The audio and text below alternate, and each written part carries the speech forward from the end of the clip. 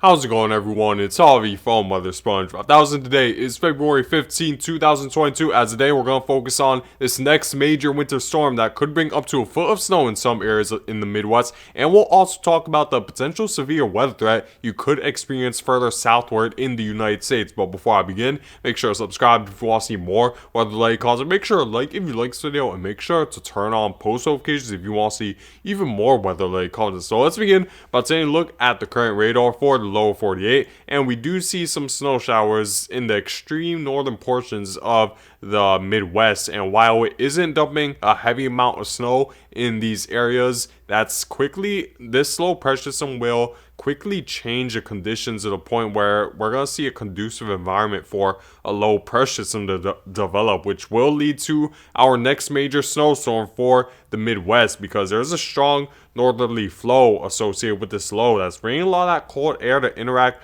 with the warmer air mass closer to the Gulf of Mexico, and that's going to create a lot of lift and buoyancy with the air molecules and the water vapor located in the southeast, and that will develop our next major winter storm, as well as the next potential severe weather threat throughout the southeast. So while it is quiet now, this feature you see right here in the northern portion of the Midwest will lead to our next major winter storm, as well as our next major severe weather threat for the southeast and potentially maybe even the northeast. So now let's take a look at the computer models forecast. So at this point, it seems like both computer models are pretty certain with the forecast. We're only right around 24 to 48 hours away from the event, so not much could change within that time frame. As you could see, if we were to take a look at the European model, you see that there's going to be a strong northerly flow, which will create a very pronounced jet stream dip throughout the United States. And along with that jet stream dip, we do see a low pressure system move along the jet stream winds further southward, and as it does so, we're going to see it interact with the more warmer and humid air mass located closer to the Gulf Coast states. And if we were to continue to move forward, you see that a low pressure system develops. We see more precipitation develop, and I'd say by right around the 40-hour mark, we will see a low pressure system develop right around the Oklahoma City area to Dallas area, where we could see some thunderstorm activity. And of course, on the northern side, we will see a heavy amount of snow throughout a narrow area, and this should continue to move northeastward along with the position of the jet stream winds, where the winds are pretty much directly coming from the southwest, and this should move through major cities such as Chicago. Detroit should get involved with this. The northern portion of Indiana, Kansas City should get involved in some snow. So this is definitely something you want to be aware of, and including the extreme northern portions of the northeast are expected to receive snow. And you see that the pressure of this low pressure system drops down to the 990s and eventually to the 980s, which is equivalent almost to a category 1 hurricane by the time this reaches Maine. So as a result, wind could be another issue associated with this low pressure system along the northeast coast. So while you might not necessarily experience winter weather for most of the northeast, the big threat for you guys could be the rainfall as well as wind and potentially minor coastal flooding along the coast with how powerful this low pressure system is. And if we were to take a look at the GFS models forecast when it comes to this low pressure system, you see that for the most part they're both very similar, which is definitely something we want to see, because that definitely raises the certainty with the forecast. And we do see still heavy snow impacting Chicago. This impacts Kansas City as well. Detroit is getting involved with some mixing and snow showers at times. And you see in the southeast, you guys are experiencing a heavy amount of thunderstorm activity, and it should be enhanced by the fact that there's going to be a more pronounced jet stream dip that will induce a more enhanced environment for instability and a higher amount of lift in the atmosphere. So that definitely should contribute to a more potent severe weather threat impacting the southeast. So that's definitely something you guys want to keep in mind. Now, in terms of the total snowfall accumulation, the GFS model is forecasting at this time. You see that. Look at what the GFS model is saying. Over a foot of snow just north of Kansas City, which is a significant snowstorm for you guys. You need to prepare accordingly. And you see that just to the northeast of it, we see over 6 inches of snow, which still could cause significant impacts on the roadways. This includes Chicago as well, and just south of the Milwaukee metropolitan area, you could receive over 6 inches of snow, assuming the GFS model is correct. And you see that this could extend to the northwestern portion of Texas as well as Oklahoma, where you could receive 3 to 6 inches of snow. And in this case, it seems like the GFS model isn't bringing much snow to the northeast outside of maybe the extreme northern portions. So if you're in the unless you're in the extreme northern portions of the northeast, you likely won't experience any sort of accumulating snowfall. But like I said, you still need to pay attention to the potential heavy rain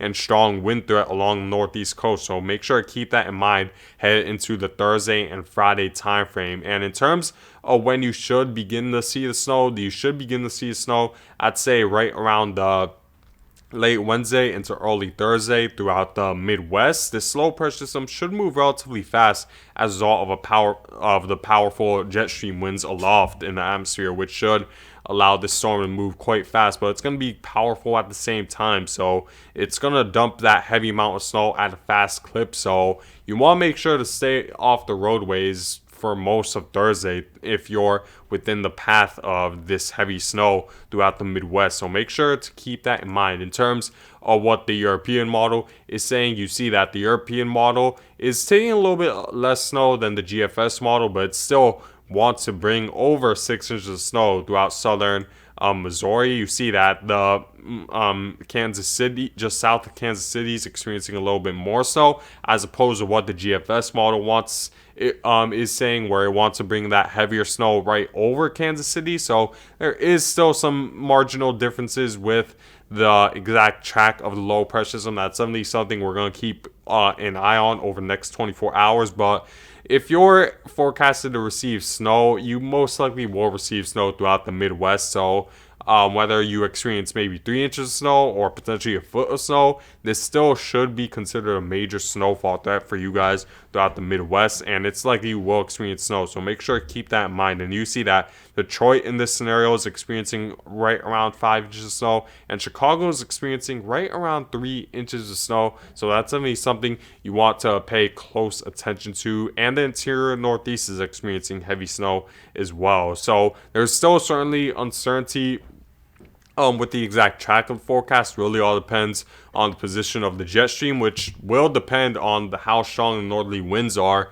tonight, because that's pretty much the main factor that's going to manipulate the position of the jet stream over the next several days. So we're going to keep an eye on that over the next 24 hours, and I'll make sure to update you guys with any sort of changes when it comes to the position of the jet stream. Now, let's take a look at the potential for severe weather in the southeast, because that's going to be another issue where you could experience large hail and damaging winds. Let's take a look at the convective available potential energy forecast from the GFS computer model. And if we were to continue to move forward, we do see a little bit of grays right around the Louisiana, Mississippi area, where the convective available potential energy should be equivalent to 500 joules per kilogram, which is enough potential energy or enough lift in the atmosphere to enhance the probability of a severe weather threat in the southeast. So you want to make sure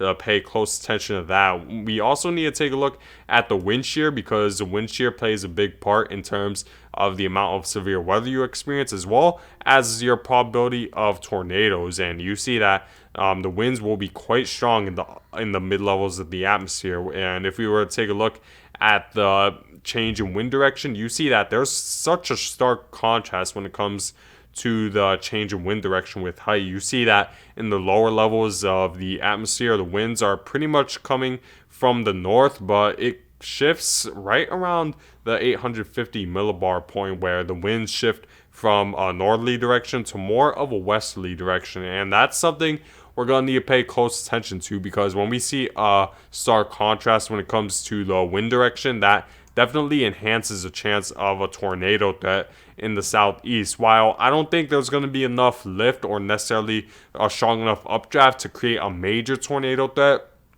for the southeast, it's still very important to keep in mind that their large hail and damaging winds are likely associated with the thunderstorms moving through. And let's take a look at the radar to see where exactly the heaviest rain will be or the worst of the severe weather will be located.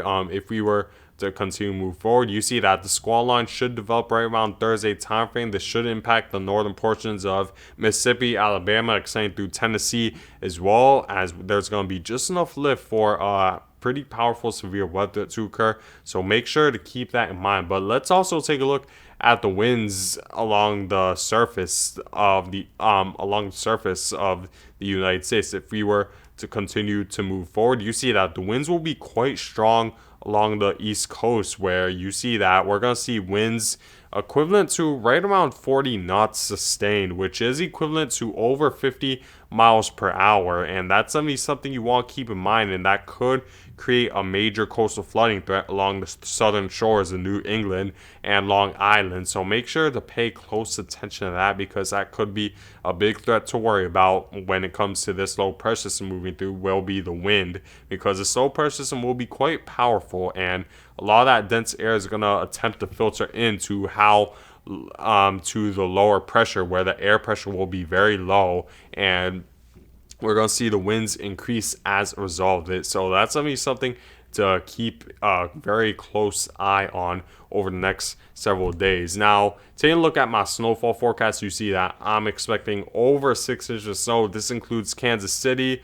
this includes Chicago, this includes areas just north of Detroit, where you could experience over 6 inches of snow and potentially up to a foot of snow. So this is a major snowstorm for you guys. You need to pay very close attention to that. 3 to 6 inches just to the south of this heavy amount of snow, so you want to pay close attention to that as well. And 1 to 3 inches of snow just outside of it, as the heaviest snow should be more centered towards the central part of the snow area. So this is where the heaviest snow should be. So make sure to prepare throughout the Midwest as well as the Southeast for a potential severe weather threat that's going to happen in the very near future. And but yeah, guys, I guess that's it for this video. Thank you guys for watching. Make sure to subscribe if you want to see more weather-related content. Make sure to like if you like this video, and make sure to turn on post notifications if you want to see even more weather-related content. And I hope you guys have a great day.